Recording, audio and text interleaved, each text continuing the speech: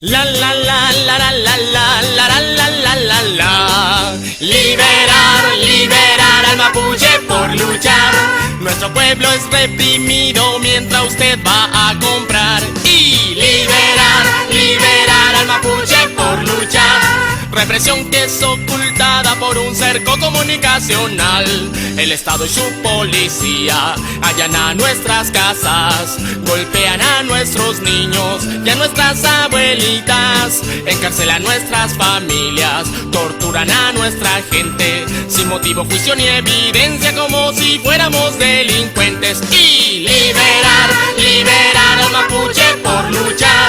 70 días en huelga de hambre y el gobierno no quiere escuchar. Y liberar, liberar al mapuche por luchar. Sus abusos y nuestra lucha el Estado chileno quiere ocultar. Mientras come una rica cena con regalos todos muy felices, mi gente lleva 70 días de huelga de hambre en sus narices. El sistema piensa por usted, le dice lo que tiene que ver, le dice lo que tiene que hacer, pues lo quiere idiotizar. Y liberar, liberar al mapuche por luchar. La destrucción y usurpación el Estado chileno quiere continuar. Y liberar, liberar al mapuche por luchar.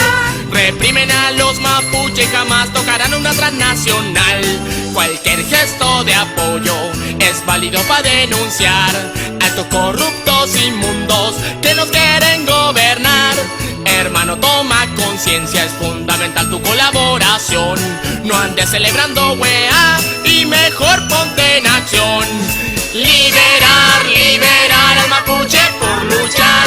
Quieren destruir la tierra y no los podemos dejar. Y liberar, liberar al mapuche por luchar.